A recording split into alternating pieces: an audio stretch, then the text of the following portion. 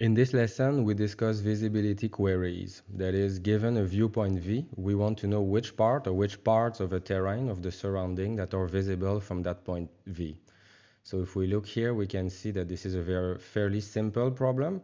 So we basically need to draw the direct line between 2 points to see if the point V would see a first point. For example, on the left, yes, it would, and the second one, no, because there's a mountain between. Several applications in GIS that use terrains involve visibility queries.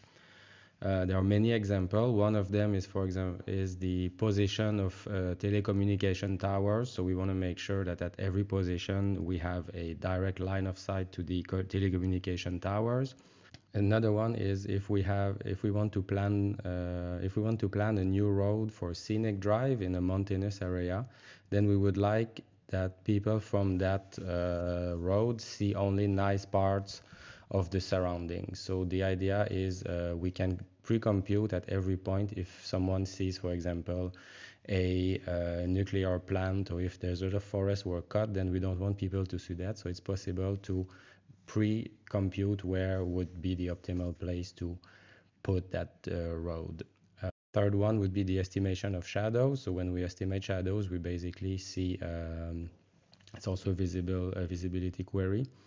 And a fourth one would be solar potential. So solar potential, we want to know where should we put solar panels on the roof. So we want to know if we have direct visibility from the sun. So in that case, the sun becomes our viewpoint, and we want to know, are there anything blocking my view from the sun to the given roof. We address in this lesson two fundamental problems related to visibility query. The first one is the line of sight. That is, given a viewpoint and another point Q, does V see Q, and does Q see V? So this is done basically by simply checking if the line segment VQ intersects the terrain, and the result would be either true or false. The second one is the view shed. So given the same viewpoint, now we want to know which parts of the surrounding terrains are visible. The result is a polygon, which is potentially disconnected, that shows the location and the extent of what is visible from V.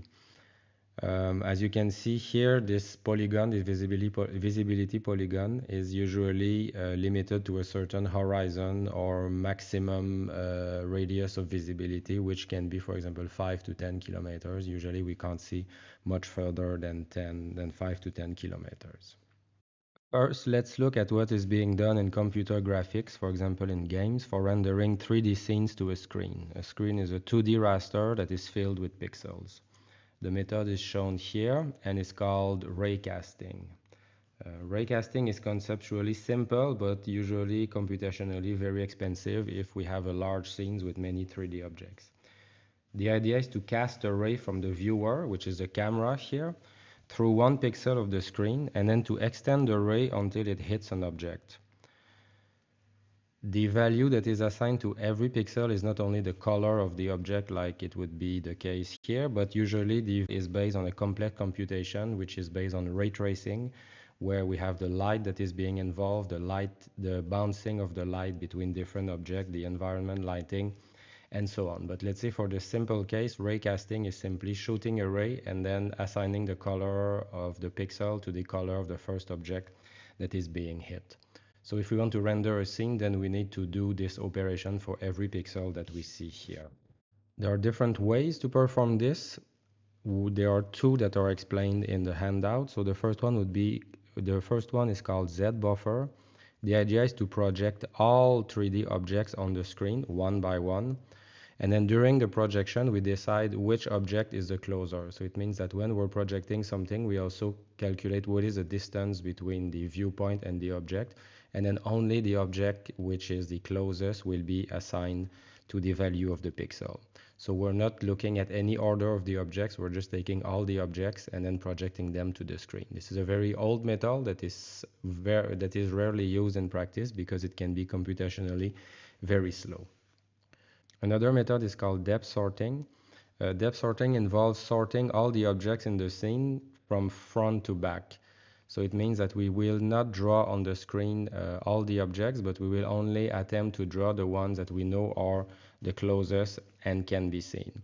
How this sorting is being done can be pretty complex. It's also explained, some ideas are explained in the handout, but usually one would require complex auxiliary structures to be able to index, spatially index all the objects in the scene.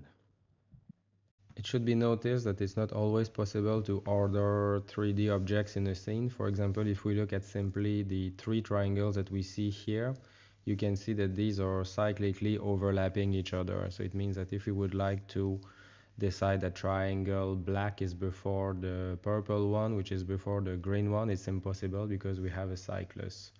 So in that case, if you want to solve that, it means that we cannot simply do sorting based on the object, but we need to do sorting based on parts of the objects that are visible.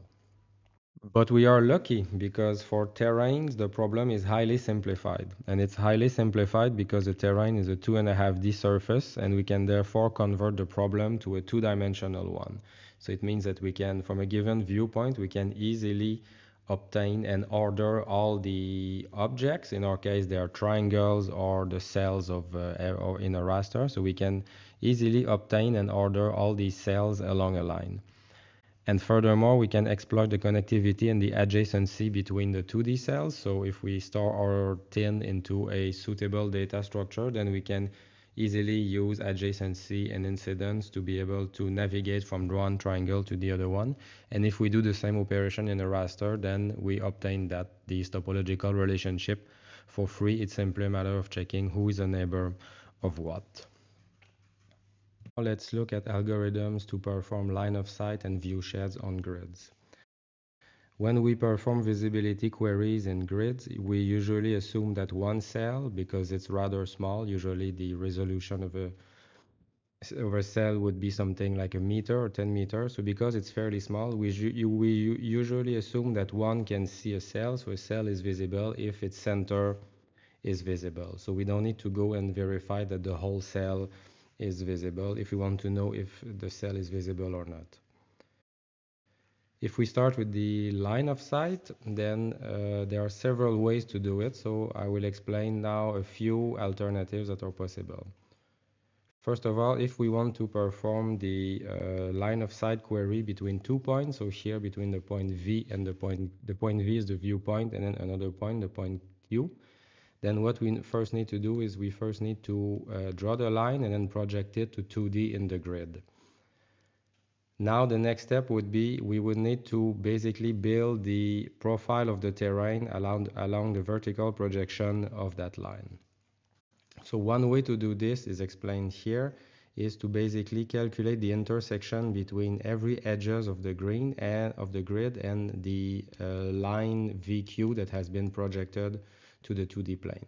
So that would be one alternative to do that, and we could do that by linearly interpolating along each edge of the cells to perform that. But that would be very slow in practice and would involve a lot of computations. And since we assume that we have a lot of cells and these cells are very low number, there is no need to do that.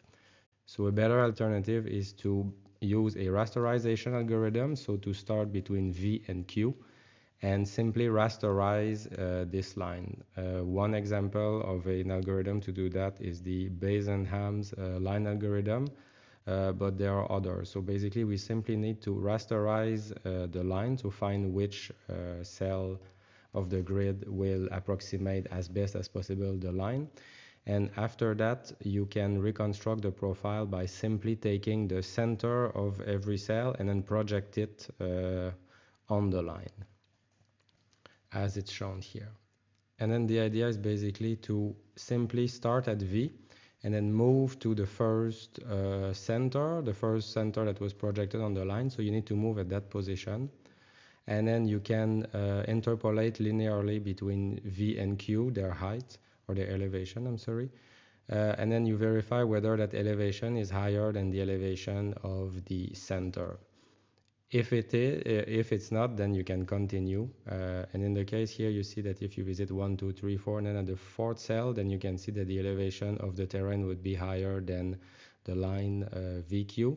then you can stop and then you can state that the point Q is not visible from the point V. Now let's discuss the computation of a view shed from a single point of view V. As can be seen here, when we compute the view shed, we usually give a maximum radius, for example 5,000 or 10,000 meters for the horizon.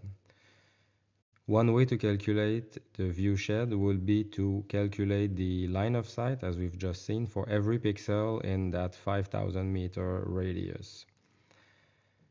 Calculating the view shed with such an algorithm is called brute force, and it will also create a lot of redundant computations. That is, for the same pixel, we will visit the same pixel many times to calculate the line of sight for other points, and therefore we will be making way too many computations.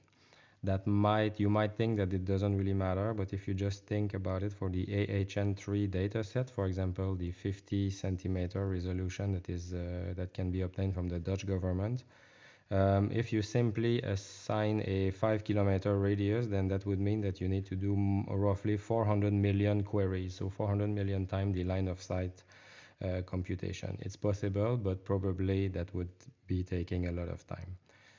So an alternative solution, and that's the one that's shown in the slide here on the right, it's called the tangent method. The tangent method basically means that you don't visit every pixel, but you will simply sample pixels that are on the boundary of your radius. So you would basically pick all the cells that are on the radius, and then you perform not the line of sight, but you perform a modified version of the line of sight algorithm as we've just seen between V and each of these points. So if we look at one point, what's important to notice is that you need to perform a line of sight, but not the traditional line of sight as we've seen, because it's possible that along the line between V and a given point, you have pixels that are not visible, then are visible, and are not visible. So the algorithm shouldn't stop as soon as it finds a part that is not visible or as soon as there's an intersection. It's very much possible that because of a house, you cannot see on the other side of a house, but if there's a mountain that's 2 or 3 kilometers away, you would see that mountain while you cannot see behind the house. So the idea is basically to start at the point V and then navigate with the same idea. So you can just rasterize your line and project all the centers. And then you navigate along this line, or you walk along that line, and then you keep a tangent. And the tangent is basically what can be seen, or the highest point that can be seen so far. And then based on this tangent, you can simply decide if something is visible. If it's under the tangent, it's not. If it's above the tangent, then it is. And if something is not visible, then you would simply update the tangent as you walk based on the local elevation. So the idea is basically simply to start at V, then walk along every center and keep the tangent up to date, and then decide for every pixel if these pixels are valid, if they're visible or not.